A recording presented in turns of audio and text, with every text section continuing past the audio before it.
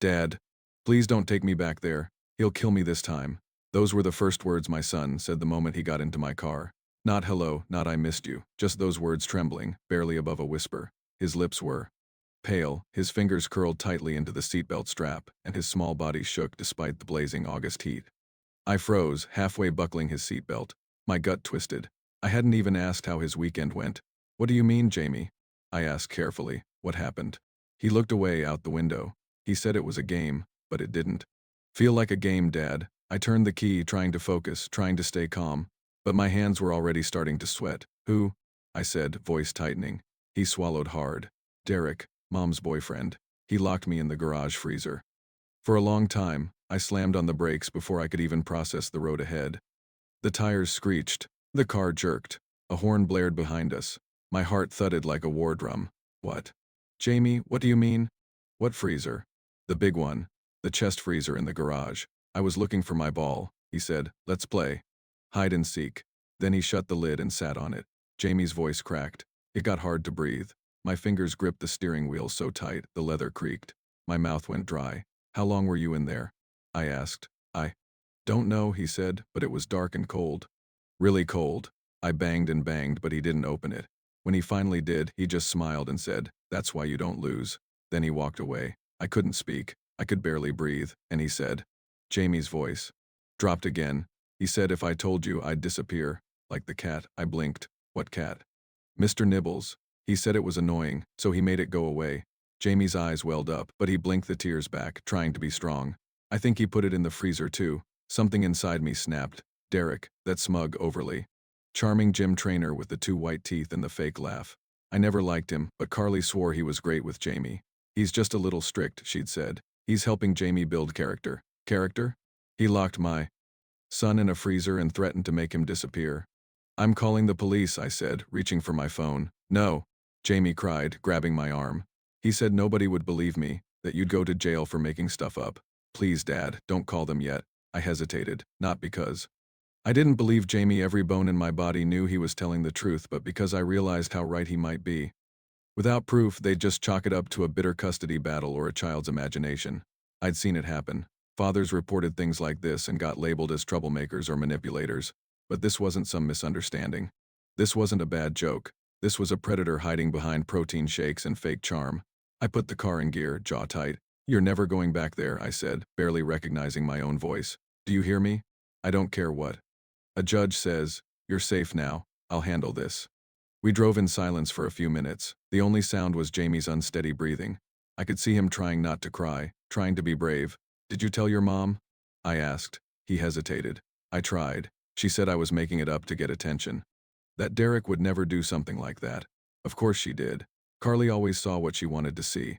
As long as Derek looked good on the outside, dressed well, had a steady job, and knew how to say the right things in front of her. She'd never question what went on behind closed doors. I looked at Jamie again. His skin was still pale, almost bluish under the eyes.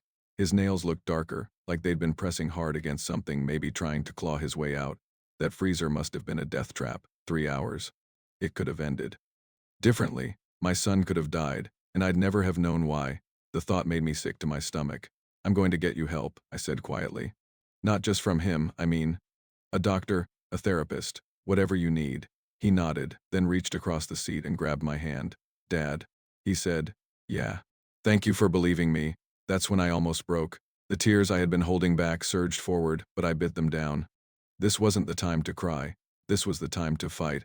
I didn't know what I was going to do next, whether I'd go to the police, or Carly, or Derek himself. But I knew one thing. He threatened the wrong child, and I was the wrong father. To threaten. Because now I wasn't just a dad. I was a witness. And I was going to expose everything no matter what it took. I didn't sleep that night. I sat at the edge of Jamie's bed, watching him finally drift into something like rest, though his body still flinched in his sleep, like he was hearing that freezer lid slam shut again. I wanted to believe this was all a misunderstanding, some twisted joke gone wrong, but every instinct I had, every single cell in my body told me the truth. Jamie hadn't lied. And Derek was dangerous. I'd dealt with bullies before. I'd faced down lawyers during my divorce. I'd even stared into the eyes of strangers threatening to take my son away. But nothing had ever chilled me like the thought of Derek smiling as he sat on that freezer while my little boy screamed from inside. By morning, I'd made my decision. I dropped Jamie at my sister's house and drove straight to Carly's new place. She opened the door wearing a robe and a forced smile, hair perfectly curled like she was auditioning for a shampoo commercial. "What is it now?" she said with that annoyed tone I'd come to know too well. I told her, every word Jamie had said, how he'd been locked in the freezer, how Derek had smiled when he opened it, how terrified Jamie was to ever return. Carly rolled her eyes, rolled them. "Oh my God, seriously?" "Jamie always does this," she said with a casual wave of her hand. "He makes stuff up to get attention. He's always been dramatic, remember? When he said his teacher locked him in a closet. That turned out to be him hiding behind the coats." I wanted to scream, but I held it in. "Carly, this isn't a joke. He could have died 3 hours in a sealed freezer. That's not a tantrum. That's drama," she scoffed. "You're just trying to make Derek look bad." I stared at her, stunned. "Are you listening to yourself? Your boyfriend locked our son in a freezer, and your response is to defend him?" As if on cue, Derek appeared at the top of the stairs, towel slung across his shoulder, fresh from the shower. The man looked like he walked straight out of a fitness magazine, tall, broad, a smirk always sitting comfortably on his face like it belonged there. "Everything all right?" he asked, slowly making his way down, each step calculated like he was walking into a boxing ring. "Not even close," I said. "Jamie told me what you did." His eyebrows raised just slightly. "Did he now?" Then he chuckled. Actually chuckled. "Your kid's got a wild imagination, man. He's always making things up, you know that. Right?"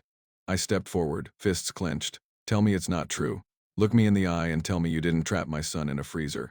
Carly stepped between us, but Derek didn't flinch.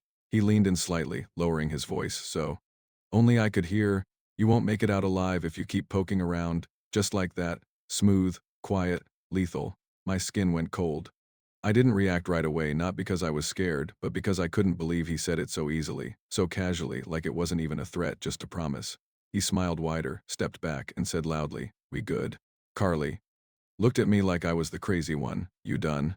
she asked. "Because if you're going to keep playing the protective dad card to make me look bad, I'm not doing this." I looked at her for a long moment. The woman I once loved, the mother of my child. And I realized she couldn't see it, wouldn't see it. She was blind to Derek's charm, addicted to the version of him he showed her. And by the time she saw the monster underneath, it might already be too late. "You've made a mistake," I said quietly, "a big one, and I hope it doesn't cost you our son." Then I turned and left, heart pounding, adrenaline crashing into rage. I sat in my car for 10 minutes just breathing, staring at the steering wheel, fists aching from how tightly I'd clenched them. He threatened me. Carly didn't hear it. She wouldn't believe it even if she had, but I heard it, and I believed. Jamie, every word. I drove straight to the police station that afternoon, but I already knew what they'd say. "Do you have proof?" the officer asked calmly. "Photos? Video? Medical report?" I told him what Jamie said. I told him about the cat. I told him about Derek's threat, but the officer simply shook his head. "Without physical evidence, we can't pursue charges. It's his word against theirs." I wanted to scream, but again I didn't. I realized then that this wasn't going to be a quick rescue. It was going to be a battle, and if I wanted to win, I needed more than Jamie's word. I needed hard proof, something they couldn't ignore. Something that would expose Derek for exactly who he was, not just to the police, but to Carly too. Because she wasn't going to believe until the mask slipped right off his face. And I was going to rip that mask off, piece by piece. Because now it wasn't just about Jamie. It was about every kid who ever tried to speak up and was silenced. Every father who tried to protect his child and got dismissed. I walked out of that station with one mission in my heart: get the evidence. Get the monster. Get my son safe, no matter what it took. By the time the police sent me home empty-handed, something inside me had hardened. I wasn't a man anymore, I was a wall, unmoving, cold, focused. Derek had threatened me to my face and still walked free. Carly dismissed our son's trauma like it was a bedtime story, and the law wouldn't lift a finger without physical proof. So be it. If proof was what they needed, I'd give them something they couldn't ignore. That night, after Jamie fell asleep on the couch at my sister's house, I stayed up researching. Not how to get custody, that battle would come later, but how to catch a predator. Spy cams, hidden mix, motion-activated lenses. I fell down the rabbit hole of surveillance. And at the end of it, I placed an order. Next day delivery. Small enough to hide in my palm, sharp enough to capture audio and video in full HD. It arrived in a plain brown box, like it wasn't the most important package I'd ever signed for. Jamie watched me open it from across the room, his face half curious, half scared. "Is that a spy camera?" he asked. I nodded. "We're going to plant it," I said, kneeling beside him. "But not on you." I'm not sending you back there, no matter what. He looked relieved but also disappointed. But how are we going to catch him? You're going to help me, I said. Just tell me exactly where that freezer is. He described the garage layout like a floor plan where the car was usually parked, where the shelf of tools sat, where the old mattress leaned against the wall. The freezer was tucked in the back left corner, next to a stack of paint cans. He said Derek always left it unplugged during the day to avoid wasting power. That gave me hope. If it wasn't running, I could sneak the camera inside without damaging it. All I needed was a window of opportunity. That window came on Thursday. I knew Carly worked the early shift at the clinic, and I'd been watching Derek's schedule for a week. At 8:35 a.m., he left the house in gym clothes, hopped into his black BMW, and sped off like the king of the world. I waited 10 minutes, then drove straight to their house. The garage door keypad still hadn't been reset since our marriage. She never bothered. That was her mistake. The door rolled open slowly, like a breath held too long. The garage looked exactly as Jamie described, except colder. Not temperature-wise, but in spirit. The place felt dead, like whatever warmth the family should have had was buried beneath dust and cement. I found the freezer, chest style. Old, probably bought secondhand. The lid creaked when I opened it. Empty. No blood, no hair, no signs of horror. Just the hollow echo of what my son must have felt. I reached into the false bottom I'd made. For the spy cam about the size of a credit card, disguised to look like a moisture mat. I slid it along the base of the freezer, wedged into the corner, lens angled upward. The battery could record 3 hours of footage or stream via Wi-Fi. If it connected to my hotspot outside, I tested the signal. It blinked green. Live. I closed the lid, pressed the tool shelf slightly over to hide the side panel, and left without touching a thing. My heart thumped the whole way home. That night, I barely blinked. I stared at the feed on my phone, black screen, still image. The freezer hadn't been touched. Friday came and went, Saturday too. I started to wonder if he'd moved on, found a new game, a new target. But I kept watching. Sunday, the signal cut for a moment, then came back. I checked the feed, still dark, still no movement. I cursed under my breath. Maybe I had it angled wrong. Maybe he'd noticed, or maybe just maybe he was waiting. And then came Tuesday. It was nearly midnight.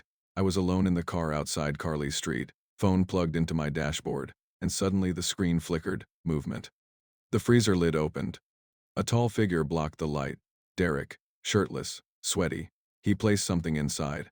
I leaned forward, heart hammering. He held it up, a small leather object. My breath caught. It was a collar. A cat collar, purple, with a dangling silver bell. He stared at it for a long moment, smiling to himself like he was reminiscing. Then he whispered something. I turned up the audio. The camera struggled to isolate the sound, but then clear as crystal it came through. Should have kept your mouth shut, buddy. He dropped the collar inside, closed the lid, walked away. I sat there frozen. That was it. The final puzzle piece. Jamie hadn't imagined it. Mr. Nibbles was dead.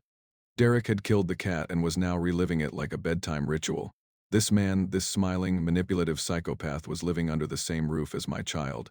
I saved the recording, downloaded it, backed it up on 3 drives, one for me, one for the lawyer I'd be hiring, and one for the police. But just as I was about to pull away, headlights filled my rearview mirror. A black BMW. I ducked, turned off my phone. The car idled behind me for a full minute before slowly passing. Derek. He didn't look my way, but I knew. He knew I was being followed now, watched. This wasn't over, not even close. I had the evidence, but I had also made myself a target, and somewhere deep down I think he wanted me to know that. The detective barely glanced at the footage before pushing the tablet back toward me across the desk, his expression unreadable and detached, like this was just another Tuesday and not a father bringing him evidence of a predator. It's not. Enough, he said flatly. We don't see him committing a crime. No child in the video, no act of harm, no confession, just a collar in a freezer. I stared at him, stunned. He talks to the collar like it's alive. He says, you should have kept your mouth shut. He threatened my son. He threatened me. The detective leaned back with a sigh that stank of bureaucracy. I believe you think something's happening, but in court, this would be circumstantial. You're going to need more? What more did they need Jamie in a body bag? I walked out of the station not just angry, but afraid. Afraid because the law wasn't on my side. Afraid because I was running out of time. Afraid because Jamie had looked at me this morning like I was his only hope and I was failing. That night, I didn't even lock the front door. My mind was too scrambled, too distracted. I sat in the dark watching the footage again and again, memorizing every angle, every shadow in Derek's twisted ritual. Around 3:17 a.m., I heard Jamie scream, A sound I'd never heard come out of him before, raw, panicked, primal.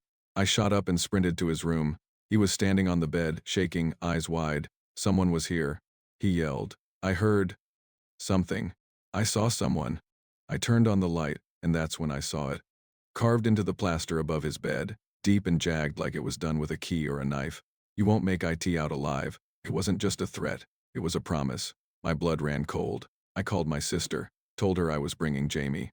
Immediately, I couldn't risk staying another second in that apartment. Whoever had been inside didn't come to scare me, they came to send a message. I dropped Jamie off, kissed his forehead, and promised I'd come back for him tomorrow. Where are you going? He asked. To end this, I said, and I meant it. I knew what I had to do. Derek wouldn't be careless enough to keep evidence at home, not with Carly blindly defending him and the police brushing me off, but someone like him. He'd have a place, somewhere private, somewhere cold. So I did what I hadn't dared before I followed him. The next evening, I parked down the street from Carly's house and waited. Derek left right on time, dressed in dark clothes, no gym bag this time. He wasn't heading to work. He drove. Fast, too fast. I stayed 5 cars behind, windows down, lights off. He took a turn into an industrial area just outside town, warehouses, gravel lots, metal units with rusty padlocks. I knew these places, cheap to rent, no questions asked. Derek pulled into a fenced lot marked Nolan Self-Storage. He unlocked. A Unit C32. I waited for the lights inside to go off. Then I moved. Bolt cutters, gloves, flashlight. I had come prepared. I broke the padlock in under 10 seconds. My heart raced as I lifted the door. Inside. 3 freezers. Old ones, scratched, mismatched, but humming, running. The cold hit my skin instantly. This was it. His real playground. I stepped inside and closed the door behind me just enough to stay hidden. Opened the first freezer. Empty. Clean. Maybe. A decoy. I moved to the second. It was full meat, wrapped in brown paper. At first I thought it was just animal cuts, until I noticed something that made my stomach lurch. A hand, small, plastic, a doll's hand, and it was burned, melted. Jamie had a doll like that once. I didn't want to think about what that meant. I moved to the third. My fingers trembled as I lifted the lid. Inside was Jamie's old tablet, cracked, frozen, buried under frost. And next to it, tangled in plastic, Mr. Nibbles, or what was left of him. I gagged. The collar was still on. Derek hadn't just hurt our son, he'd practiced on something weaker. He'd trained for it. Then I heard it. A soft click. The overhead light shut off. The door behind me slammed shut. I spun around, heart thundering, total darkness. I reached for the flashlight, but it was gone. My pocket had been sliced. My hands fumbled, slipping on the frost-covered floor. I screamed, slammed my fists on the metal door. Let me out. I roared. No answer. My breath fogged up instantly. I was trapped, just like Jamie. My phone. I yanked it out, hands shaking, fingers numb. I opened the camera, switched to video, pressed record. My name is Alex. I'm locked in Unit C32 of Nolan Storage. Derek Morris put me here. He's dangerous. He hurt my son. If anyone finds this, please protect Jamie. I have proof, on the tablet, in the freezer. Get it to the police. My vision blurred, the cold gnawed at my bones. I dropped to my knees. I wanted to scream again, but I couldn't waste the air. I didn't know how long I had. 10 minutes? 20? The chill wrapped around my spine. Like a noose. And then, I passed out, or maybe I let go. I don't remember. All I know is I saw Jamie's face before everything faded to black. His eyes, his trust, that was the last thing I held on to. I didn't know if I'd ever see him again. But if I went out this way, I was taking the truth with me, and someone, somewhere, would hear it. It was the kind of cold that steals the breath from your lungs, that bites through skin and bone like knives made of ice. My limbs had gone heavy, my jaw locked in place. I could barely move, every breath burned. My fists, raw from pounding the steel door, lay limp on the frozen ground beside me. Time blurred in the darkness. Minutes, maybe hours, passed like ghosts, unseen, uncountable. I thought of Jamie. I thought of how he must have felt, trapped in a freezer smaller than this, crying out for someone who never came. And now, I was the one screaming into silence. The door was sealed shut. Derek had done this before. He knew how to make someone vanish. And yet, somewhere inside the numbness, I remembered the spy cam. The one I'd used in Carly's freezer. It had a built-in GPS signal. The companion app was still on my phone. My fingers, barely responsive, fumbled in my pocket. I pulled out the phone, cracked screen, low battery, but still alive. 1 bar of signal. I held the power button with all the strength I had left. The screen lit up. My heart did too. I swiped to the app and tapped broadcast live. No editing, no dramatics. Just my truth bleeding through chattering teeth. My name is Alex Mercer, I said, voice barely above a whisper. I'm locked in Nolan storage, Unit C32. Derek Morris put me here. Same guy who locked my son in a freezer. Same guy who killed the cat. There's a tablet in the third freezer. Proof. He threatened to kill us both. If you find this is my confession. Jamie told the truth. I'm just sorry it took this long for someone to listen. The phone slipped from my hand and skidded across the icy floor. I let it go. My vision dimmed. The cold felt distant. Now like it wasn't real. Like I was floating somewhere else. Somewhere warmer. And in that haze, I saw Jamie, standing by a window, drawing superheroes in his notebook. I saw the way he smiled when I brought him chocolate milk, the way his tiny hand used to reach for mine when he was scared. That memory anchored me as everything else faded. Then light, blinding, shouts, metal clanging. I thought it was a dream. I wanted it to be real. I didn't open my eyes until I felt the hands on my shoulders, lifting me up, wrapping me in. Warmth, we've got him. Someone shouted. He's alive. He's alive. The sirens outside were real. The red and blue lights flashing against the storage unit walls real. I had been found. They carried me out on a stretcher, my body wrapped in emergency blankets, paramedics checking vitals, sticking IVs into frozen veins. I faded in and out of consciousness, but somewhere between the ambulance doors and the hospital ceiling, I heard the words, "We got the video." He streamed it. It's all over the internet. It's everywhere. I don't remember the ride. I don't remember but I remember waking up in a white room with warm hands holding mine Jamie's, his eyes filled with tears. You came back, he whispered. I nodded, barely. Told you I would. My sister was there too, holding back sobs. The police arrested him this morning, she said. They found everything. The cat, the tablet. Your footage went viral. It was trending in 20 minutes. Half the country saw it before they pulled it down. Carly? I croaked. Gone. Custody hearings already scheduled. She's been charged with child endangerment. She told the police she never imagined Derek could be dangerous. But no one's buying it. In the days that followed, the story made headlines. Father locked in freezer exposes child abuser in viral video. Talk shows dissected it. Podcasts analyzed it. Derek's face was everywhere, mugshot, criminal. Record, timelines of past abuse buried under charm and manipulation. But most importantly, Jamie's truth finally had a voice, and that voice had been heard. The courts moved fast, faster than I expected. I was granted full custody within 2 weeks. Carly never showed up to the second hearing. Her lawyer entered. A plea on her behalf. She lost everything. Derek's trial began 6 months later. The evidence was airtight. The footage, the recordings, my sworn statement, Jamie's quiet but brave testimony. The jury took less than 4 hours. Guilty on all counts. The judge didn't hold back. 25 years. No parole. Maximum security.